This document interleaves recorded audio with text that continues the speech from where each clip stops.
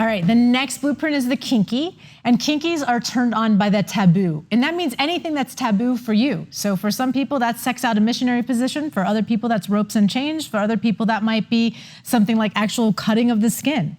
So there's all kinds of different things in the kinky blueprint. So let's all just take a breath as we're talking about kinky. And there are two different kinds of kinky. There's the psychological kinky, and this is someone who is turned on by the mental aspect of power dynamic. Power play, the control, the surrender, the light, the dark. So you're often playing dominance games where one person's controlling the other. Ian, you can play a little example with me if you want. Okay, great. Jaya. Yes, Ian. Put your knee, take your one leg off of your leg and put your foot on the floor. Good girl. It's just that simple. Isn't that hot? I think it's really hot. I'm turned on by psychological kink. So then the next piece is the kinky that is turned on by sensation. So this could be spanking, the feeling of ropes. Ian, you love the feeling of constriction. I love the feeling of constriction. I love the use of ropes. I love the use of ropes on my body. Kinky is my primary blueprint. You want to get me from 0 to 60 in terms of my sexual energy? Go kinky. So the ropes, I'm not so much an impact person, but a lot of people love spanking. I love scratching. I love intense constriction so that I'm really immobilized. And I associate this to being able to really relax into my taboos. The other person's in total control and I can just freely indulge because what else can I do? I'm all tied up. Yes. And then some people are both where they have psychological and they have sensation-based play that they love to do. You really like both, actually. I do love both. There's just certain things in the spanking realm and sensation thing, Yeah, so you can be into all different kinds of things. That's the permission here. Like Ian may not love spanking, but you may love spanking. Exactly.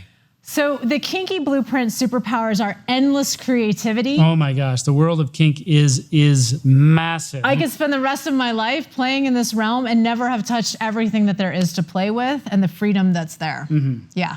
Another superpower is orgasm, again, without touching. I know a lot of kinky people, especially the psychological kinky, where they can have an orgasmic experience without anybody ever touching them. It's just complete play in the dynamic of those polarities. You'll hear the word subspace, and that's really going into sort of a trance state where you drop away, your inhibitions are gone, you can lose space and time and place and orientation, and that can be kind of like a Valhalla for many people in the kink community. That's where they want to get to because they really the submissive really wants to surrender. Both the energetic and the kinky can go into these altered states of consciousness. And playing with the two together. Yummy, yummy, yummy. All right, shapeshifter, we didn't do the shadow side. No. So shadow side of the kinky is shame.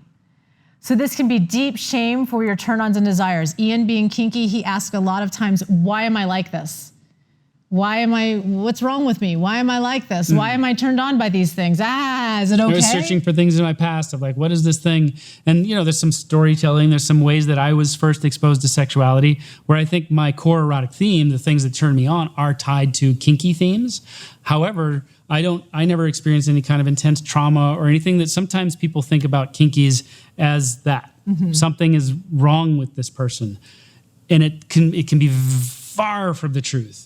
Because kinkies are often, in psychological testing, seen to be the most resilient and the most able to have very clear communication with their partners and very highly intentional about their boundaries and very clear about those things. So kinky doesn't have any of the negative connotations that you may associate to it. Also, another shadow side of the kinky can be creating something that's a turn on that becomes so taboo that it becomes this rut. And then that rut becomes a grave and it becomes the only pathway to pleasure. So it's like if I'm turned on by, there's a story in Jack Morin's book, The Erotic Mind, a person who had a yellow raincoat.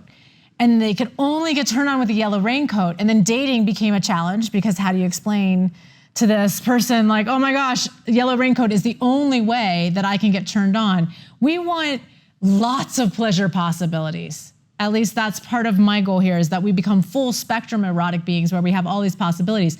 Again, not that there's anything bad or wrong. If you love your yellow raincoat, your partner loves your yellow raincoat, no problem, awesome. But if you want lots of different pleasure possibilities, then this can become a shadow side.